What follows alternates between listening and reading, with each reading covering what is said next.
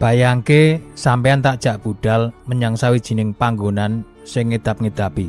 Ing ngendi wates antarane ambisine manungsa karo pasembayangan spiritual nyampur dadi siji lan banjur maujud dadi sesawangan sing kaya-kaya mokal ana ing alam donya. Ing dataran garing sing dicepit tikungan kali Aye Yarwadi, lemah kaya-kaya ora nukulake wit-witan, nanging malah tukul watu lan boto. Luwih saka 2000 candhi, stupa lan pagoda ngadeg meneng ning kene. Wewangunan iki wis suwe nantang srengenge sing panase ngentar-ngentar. Angin lesus wedi nganti lindu sing gedhe tenan, sing suwene nganti meh 1000 taun. Yo, 1000 taun. Iki jenenge dataran Bagan, pusar saka kekaisaran jaman biyen sing tau angoyok daratan Asia Tenggara. Nanging yen sampean ngadeg ning tengah-tengah segara Bata Abang iki, ana sisi pitakonan sing bakal njedul ning pikiranmu. Piye carane peradaban jaman biyen bisa mbangun monumen spiritual sing gedhe kaya ngene iki? Kanggo ngerti sepiro gedene, delen sedelok apa sing sampean ngerteni babagan situs sejarah liyane.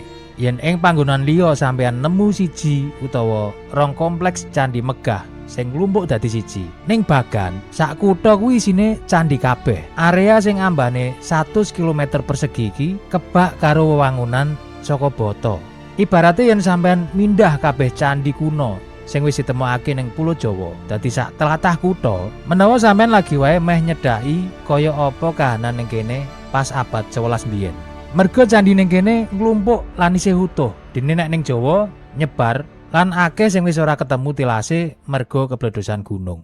Ngopo kok wong-wong kuwi obsesif banget? Jawabane dudu merga aspirasi rakyat utawa sihir nganggo prewangan jin. Jawabane ana ning siji jeneng. Wong lanang sing duweni tekad kuat lan milih kanggo nemtokake dalan sejarahe dhewe. Raja Anaurahta. Dheweke sing dadi tersangka utama samburine kabeh arsitektur sing edan-edanan iki. Lewat prakarsane, kampung cilik sing maune mung dibentengi lemah ning pinggir kali, diwahi dadi kutha spiritual gedhe sing nyawijake kabeh suku ning Myanmar. Dheweke sing nggawa agama Buddha Theravada nembus wates-wates mistis kuno, dadekake pondasi karakter budaya lan dalan uripe mayuta wong ning Asia Tenggara nganti tekan saiki. Nanging saben pucuk kejayaan mesti tetep nggawa wineh ajure dhewe. Tragise, kutha sing dibangun nganggo getih, donga lan mayuta bata iki besuke bakal ngalami pungkasan sing sepi. Dadi kutha demit sing ditinggalake wargane. Nyisakake misteri arsitektur rahasia sing durung kebuka lan ninggalake pitakonan gedhe. Ning ngendi lungane kabeh manungsa sing tau sembayang ning lemah iki? Awake dhewe bakal balik ning taun 1044 Masehi. Nelusuri lacak getih, ambisi lan kitab suci sing ilang.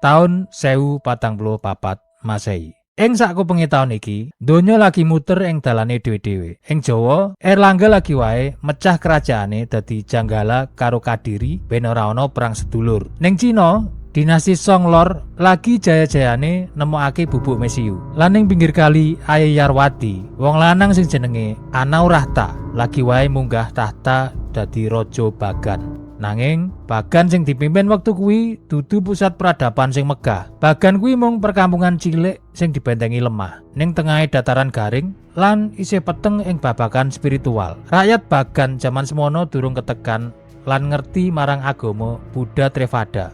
Wong-wong kuwi urip ning ngisore ayang-ayang sekte Ari, sawijining kelompok biksu penasihat kerajaan sing isih nganggo ritual gaib, nyembah roh naga lan ngurbanke kewan. Para pimpinan sekte iki sing nyekel kuwasa lan seneng ngakali aturan sak penake udele dhewe. Anaurahta ngerti yen dheweke pengen bangun kekaisaran sing gedhe, dheweke kudu ngajurake kekuasaan sekte iki dhisik. Dheweke butuh lan awit nggoleki ajaran anyar sing dianggep luwih bener kanggo cekelane.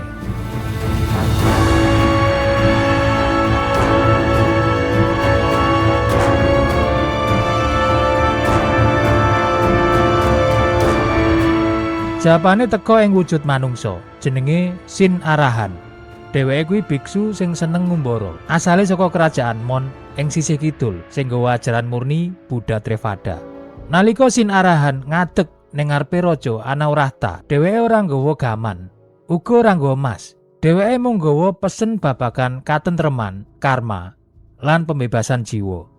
Anaurahta langsung kepencut. Sang raja sadar, ya iki pondasi moral sing saksuwene iki digoleki kanggo nyawijake rakyate. Nanging ana siji masalah gedhe. Kanggo nyebarke ajaran iki, Bagan butuh teks asline, kitab suci Tripitaka. Lah kitab kuwi disimpen rapet ning perpustakaan kerajaan Taton. Kerajaan tanggane sing makmur ning sisih kidul sing dipimpin Raja Manuha. Ada dasar niat apik, Anaurahta ngirim utusan diplomatik, nggawa hadiah akeh banget. Tujuane mung arep njaluk salinan kitab suci kuwi. Nanging Raja Manuha malah gawe kesalahan paling gedhe sakjroning uripe. Dheweke nolak mentah-mentah panjeluk kuwi. Ora mung nolak, dheweke uga ngece Anaurahta, ngarani wong-wong Bagan kuwi wong desa sing ora pantes ndemek sabda sucine Sang Buddha. Ece-ecenan kuwi dibayar larang. Taun 1057 Masehi, nesune Anaurahta wis ora iso dimpet maneh. Ece-ecenan saka kidul diwales karo gurtukane ewonan prajurit. Sang raja langsung gembur entek-entekan kerajaan Taton. Pirang-pirang sasi Taton dikepung nganti bentenge sing bakoh kuwi ambruk. Kutane dijur tanpa ngapura. Raja Manuha ditawan lan kabeh bangsawan karo tukang-tukang sing paling pinter diseret dadi tawanan perang digawa menyang Bagan. Nanging jarahan sing paling aji saka penaklukan iki dudu emas, perak utawa inten.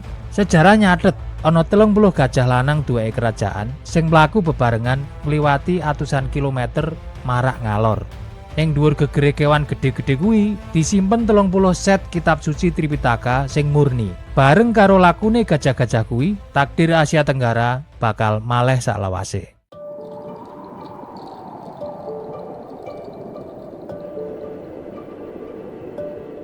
Pas rombongan iki tekan maneh ning Bagan, kutha sing garing iki ujug-ujug dadi pusat spiritual anyar. Tukang-tukang arsitek lan biksu tawanan saka kidul dipeksa makarya bareng wong-wong lokal.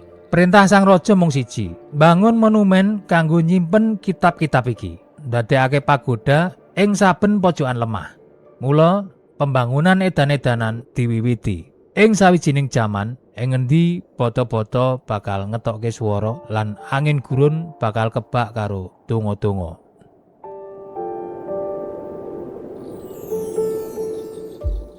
Rongewu wewangunan ngadeg jejeg ning dhuwur lemah sing rawan lindu, tanpa teknologi modern, tanpa semencor, lan tanpa wesi kanggo nyangga.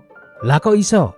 Pas sampeyan nyedaki temboke kuil-kuil raksasa ning Bagan, sampeyan bakal weruh keajaiban teknik bangunan jaman biyen. Boto-boto abang iki ditata kanthi presisi tenan. Saking rapete nganti tekan saiki, lading sing paling tipis wae ora bakal bisa mbok selipke ning sela-selane boto kuwi. Tukang-tukang biyen ning Bagan ora nganggo semen kaya sing awake dhewe ngerteni saiki. Wong-wong kuwi nganggo racikan rahasia saka alam. Ya kuwi campuran resin saka tanduran khusus, tlutoh wit lan putih ndok sing akeh tenan. Kuwi mau kabeh dienggo dadi lem organik alami. Nanging presisi iki dudu mung perkara ben apik didelok. Iki urusan urip lan mati. Raja-raja Bagan luwih-luwih raja tiran besuke gawe aturan sing kejeme pol. Yen ana tukang nata bata sing longgar sithik wae, hukuman mati utawa kethok tangan wis ngenteni. Saka segi arsitektur, wewangunan ning dataran iki kepara dadi rong bagean donya. Sing kapisan kuwi stupa, monumen gedhe sing padhet. Dibangun murni mung kanggo nyimpen relik suci. Sing kapindho lan sing paling gawe penasaran yaiku kuil Gu. Panggonan sing watune kaya-kaya iso ambekan. Bentuk kuil Gu didesain nganggo prinsip geometri sakral sing jlimet. Ning jaba, panase hawa dataran Bagan iso ngobong kulit nganti tembus 40 derajat Celcius. Nanging pas sampean mlebu ning lorong-lorong kuile, hawane ujug-ujug malah dadi adem, kaya-kaya sampean mlebu ning jero guwa alami. Iki dudu sihir. Tukang-tukang ning Bagan wis ngitung arah angin lan ngerancang sistem ventilasi vertikal sing didelikake. Lorong-lorong sing mlungker-mlungker iki meksa angin gurun muter, ngademke tembok jero lan ngarahke angine ning tengah ruangan. Lan ing pok-pokan lorong sing peteng dendet kuwi, rekayasa cahya iki ketok kerjane. Ing jam-jam tartamtu, bolongan jendela ning pian kuil bakal nglebokke cahyane srengenge alami sing pas tenan. madangi ruangan tepak ning raine reca Buddha emas sing gedhe kuwi.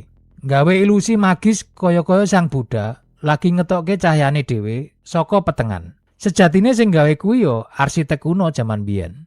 Nanging pondasi sing paling kuat saka arsitektur Bagan kuwi dudu mung ning bata utawa angin. Pondasine kuwi nglebur ning kapercayan mistis wargane. Pas Raja Anorahta nggawa agama Buddha Theravada sing ortodoks, dheweke ngadepi perlawanan batin saka rakyate sing wis ewonan taun nyembah Nat. Yaiku 36 roh animisme lokal sing dianggep nguasani gunung, kali, lan takdire menungso.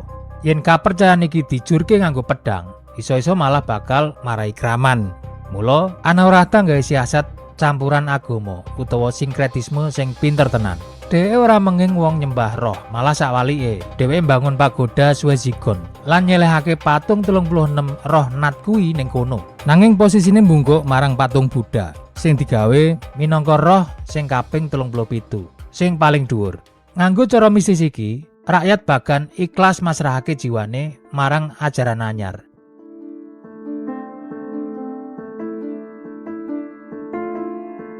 Wong-wong kuwi mbangun kuil ora mung kanggo golek pencerahan spiritual, nanging uga kanggo nenangke roh-roh kuno sing jaga ning isor lemah. Campuran sing pas antarane ilmu arsitektur, rasa wedi karo panguwasa, lan mistisme radikal wis ngowahi dataran garing iki dadi segara watu sing langgeng.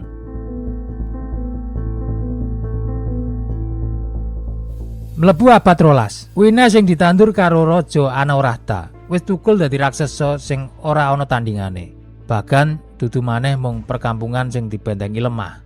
Sangisore pimpinan raja-raja terusane kayata Raja Kyansita, bahkan malih dadi kutha gedhe kosmopolitan, dadi pusat gravitasi anyar ning daratan Asia Tenggara. Pas Eropa sing brangkang ning jaman pertengahan sing feodal, lan nalika pembangunan katedral Notre Dame ning Paris lagi wae diwiwiti, bahkan wis malih dadi kutha kosmik sing urip. Kali Ayeyarwady owah dadi dalan tol banyu sing reja Nepal. Prau-prau layar saka India, Sri Lanka, nganti dinasti Song Kidul ing Cina, padha nyandar ing dermagane. Wong-wong kuwi nggawa sutra, keramik porselin, lan obat-obatan. Dijolke karo beras, bumbu-bumbu saka rempah-rempah, lan siji barang utama saka Bagan yaiku keramik lan boto. Bagan wis dadi kutha internasional. Ning dalan-dalane sing kebak bleduk, para biksu saka ngendi-endi mlaku bareng karo saudagar manca, ahli basa, lan arsitek sing pinter-pinter. Kabeh padha teka mung kanggo arep nyekseni kutha sing lagi mbangun swarga ing sakndhuwure donya. Nanging sing bener-bener ngobahke roda ekonomi kutha iki dudu mung babagan dagang. Nanging ana sawijining konsep spiritual sing malih dadi obsesi massal, yaiku karma apik utawa golek ganjaran. Miturut pinemune wong-wong Bagan, bangun panggonan ibadah kuwi minangka dalan tol kanggo nuju urip sing luwih apik ing besuke, utawa malah iso kanggo mbusak dosa sing wis dilakoni. Obsesi iki nular ning kabeh kalangan masyarakat, saka keluarga kerajaan, bangsawan, menteri, nganti wong tani sugih. Kabeh padha balapan ngentekke bandane mung kanggo nyumbang lan ngedegake kuil nganggo jenenge dhewe-dhewe. Saking ruwete gawean iki, nganti gawe Bagan diarani kerajaan keramik. Mayuta boto diproduksi saben dina ning sak dawane pinggir kali. Industri iki nyerep ewonan tenaga kerja, nggawe puteran ekonomi sing gedhe tenan, nanging sejatine mbebayani. Coba delengen kuil Damayangyi, kuil paling gedhe ning Bagan. Bangunan raksasa iki dibangun karo Raja Naratu kanggo nebus dosane sakwise bar mateni bapake dhewe lan sedulur lanange amarga tahta. Saben pojokan watu ning kuil iki nglambangake ambisi, rasa salah, tumindak edan, lan rasa wedine menungsa karo neraka kanggo sing duwe dhuwit. Ning jaman iki, kutha iki ra tau turu saka swara tutukan watu lan kebule keluk bakaran boto.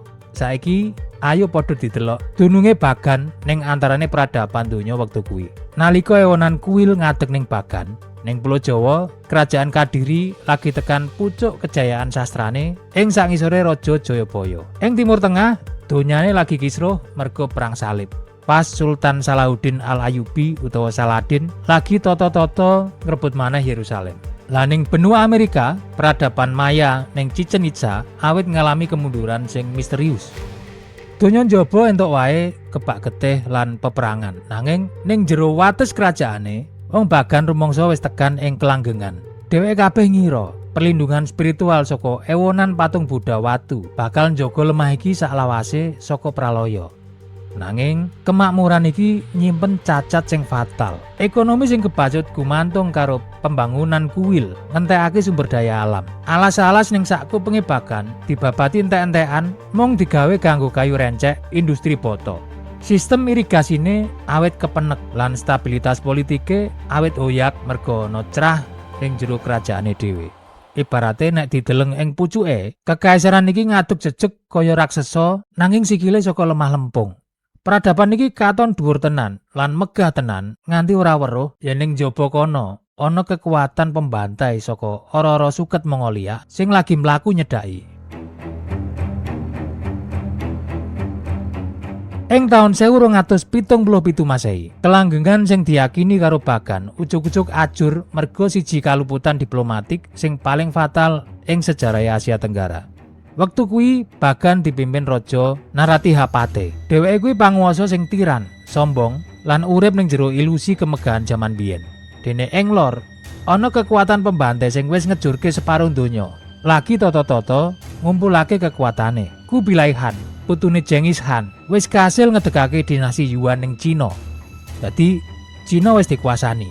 Kubilai Khan ngirim utusan diplomatik menyang Bagan, njaluk supaya kerajaan kuwi tunduk ing sangisore kekaisaran Mongol lan bayar upeti. Panguwasa sing pinter diplomatik lan wicaksana mesine milih negosiasi, ngitung kekuatan. Nanging Naratihapate merga kebacut sombong malah ngrangket utusan-utusan Mongol kuwi lan mateni wong-wong kuwi tanpa welas asih.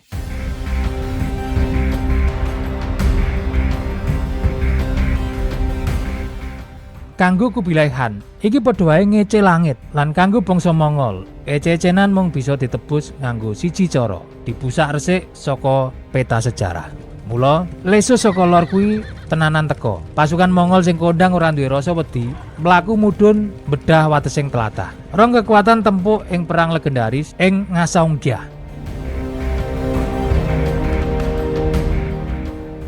Bagan ngetokake gaman pamungkase, yakuwi barisan gajah perang raksasa sing dilapisi klambi wesi lan nggawa pasukan pemanah ing gegere. Yen dipikir logika, gajah-gajah iki kudune iso ngremukake prajurit infanteri musuh sing mlaku ning lemah. Nanging bangsa Mongol kuwi kumpulane wong jenius militer. Wong-wong kuwi mau maju tempur jarak cedhak. Pasukan Mongol mudhun saka jarane, nggawe barisan rapet lan ngudani gajah-gajah kuwi nganggo puluhan ewu panah geni sing diarahake langsung ning mata lan telalinge. Neraka donya kedadian tenanan. Gajah-gajah sing kelaran lan wuta matane dadi panik. Kewan-kewan kuwi mbalik arah, ngamuk lan malah ngiles sarta ngidak-ngidak 10.000 prajurite Bagan ning burine.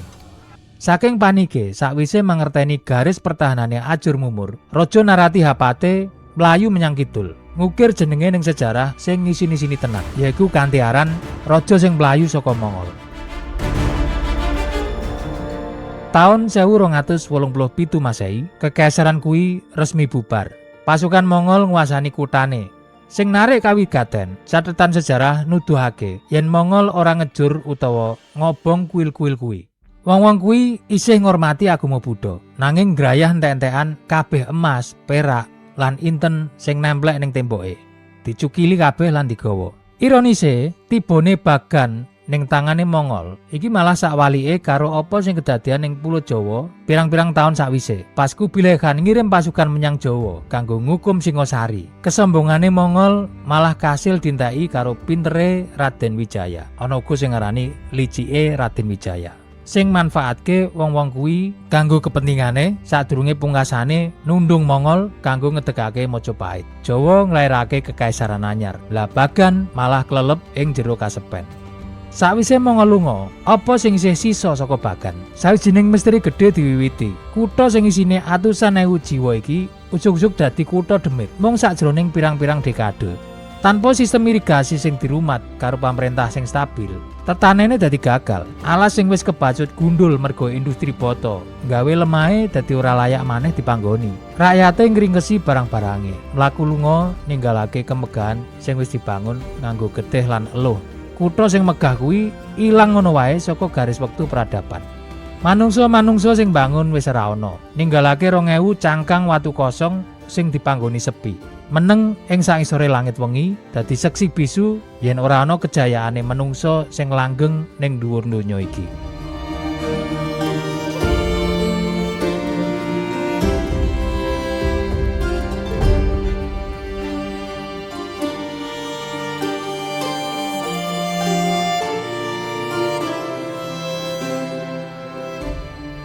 Ning daratan garing iki, peradaban entuk wae ilang ngabar. Nanging jiwane panggonan iki moh mati. 2000 kuil sing isih sisa kuwi dudu mung sekedar kuburan watu. Kuil-kuil kuwi dadi monumen kemenangan saka sawijining ideologi sing kasil isih tetep ngadeg ngliwati ujian wektu sing paling kejem. Pas rakyate bagan mlaku lunga ninggalake kutha iki atusan taun kepungkur, wong-wong kuwi ora lunga tangan kosong. Wong-wong kuwi nggawa barang sing luwih aji tinimbang emas utawa bata sing ditinggalake. Wong-wong kuwi nggawa identitas, siji keyakinan spiritual sing wis mbalung sumsum, sing ditandur pisanan saka ambisine Raja Anawrahta. Agama Buddha Theravada sing saiki awake dhewe weruhi kayata sing dianut ing Myanmar, banjur Thailand, Laos, nganti Kamboja. Kabeh kuwi oyote padha. Garis takdiri ditarik saka lemah garing iki. Bahkan dadi cetakan biru saka karaktere mayoritas daratan Asia Tenggara ing negara-negara kuwi mau. Pungkasane panggonan iki dadi museum langgeng kanggo pepeling marang awake dhewe ing babagan kulit lan isi, ngalir saka generasi menyang generasi. Ngelingake marang awake dhewe yen simbol agama kuwi iso wae mung dadi reruntuhan, merga kuwi mung kulit. Nanging hakikat bakal tetep terus langgeng, merga kuwi isine. Saliyane kudu hormat marang sing gawe urip. Hakikat ngajarake awake dhewe kanggo hormat marang liyan lan uga hormat marang alam. Yen alam awit dirusak nganti ngluwihi wates senajan kanggo alasan agama, mula pralaya bakal tetep teka. Merga iku justru walikan karo hakikat. Yen dosa iso ditebus mung nganggo sumbangan kanggo papan ibadah, mestine wong mlarat bakal mlebu neraka kabeh. Lan kuwi adoh saka prinsip hakikat kamanungsan sing derajate padha ing ngarsane pangeran. Sing dibutuhake isi, yaiku wong sing tansah eling lan waspada, iso ngrumat lan ora gawe kerusakan ing alam donya iki. Iki sing diarani memayu hayuning bawana. Matur nuwun wis ngancani aku nelusuri sejarah ing bagan nganti paripurna. Aku arep insyaallah awake dhewe ketemu maneh ing cerita peradaban donya sak banjure.